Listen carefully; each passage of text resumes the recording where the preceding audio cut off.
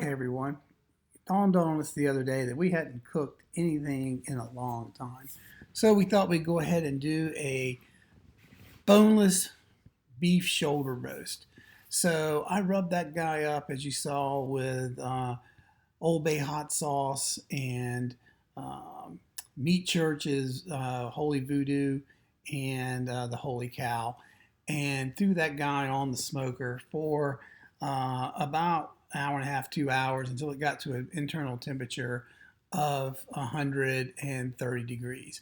Once it got there, I pulled him off and I decided to put him in a pan and put a whole bunch of onions and peppers in there with some garlic, hit it with a little bit of beef stock.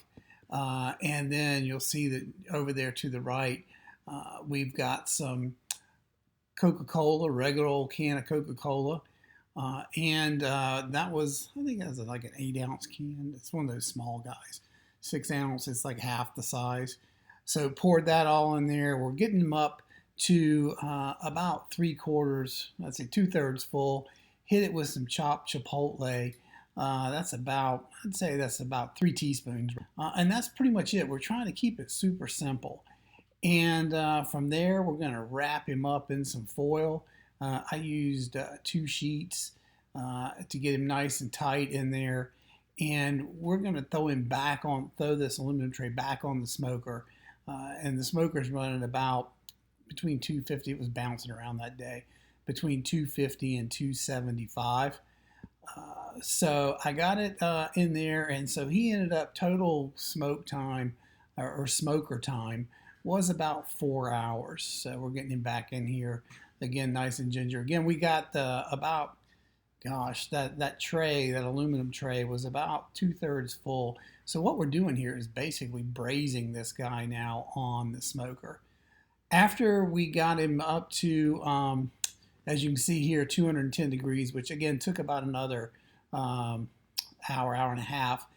I didn't want him to keep getting, the grill was getting hotter. I didn't want him to keep getting hotter and hotter in there, so I decided to go ahead and throw him in the oven where I could keep him in a constant temperature of 210 degrees.